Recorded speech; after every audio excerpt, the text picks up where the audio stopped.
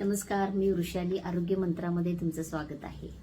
तर आता सध्या आपण वजन कमी करत असाल तर सावध राहणं गरजेचं आहे. कारण का आता आपले सगळे सणवार येत आहेत. आता श्रावण संपत आलेला आहे. त्याच्याशिवाय आता गणपती येईल, दसरा येईल, दिवाळी, हे सगळे सणवार होते आणि आपल्याला नेहमीच आपल्याला गोड खाण्याचा मोह जास्त होत असतो है ना. आणि आपली भारतीय संस्कृती अशी आहे की प्रत्येक सणावाराला आपल्याला गोडधोड केलं जातं आणि खाल्लंही जातं. पण ह्याच्यामध्ये सगळ्यात महत्त्वाचं काय आहे, जर वर्षी सण येतील पण आपला जो वेट लॉसचा प्रवास आहे ना तो ह्या वर्षी चालू आहे. त्यामुळे प्रॉपर वेट लॉस होणं गरजेचं आहे. जर आपण गोड खाण्याच्या मोहात पडलो तर आपला वेट लॉस सुद्धा थांबेल. आणि जर समजा एक गुलाबजामुन खातोय तर जवळपास 150 कॅलरीज आहे. एक वाटी बासुंदी खातोय तर 200-250 कॅलरीज बासुंदीची होतात. तर कॅलरीजवरती लक्ष ठेवणं सुद्धा तितकंच गरजेचं आहे.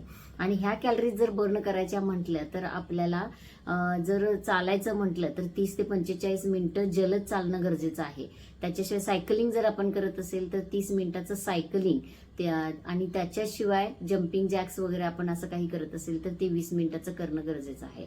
आणि हे फक्त गोड खाल्लेलं बर्न करण्यासाठी, आणि आपण इतर तर खातच असतो. त्यामुळं ह्याच्यामध्ये वेट लॉस आपला थांबू नये असं वाटत असेल तर ह्याच्यावरती लक्ष देणं गरजेचं आहे आणि थोडंसं कंट्रोल करणं गरजेचं आहे. अगदीच खायचा मोह झालाच आपल्याला तर थोडंसं पोर्शन कंट्रोल करणं गरजेचं आहे. आणि दुसरी गोष्ट दिवसभर ऍक्टिव्ह राहणं. आणि तिसरी गोष्ट म्हणजे सगळ्यात महत्वाची की सणवारामध्ये आपलं वर्कआउट थांबवायचं नाही. जो पण तुम्ही एक्सरसाइज करत असाल तो एक्सरसाइज कंटिन्यू करणं गरजेचं आहे.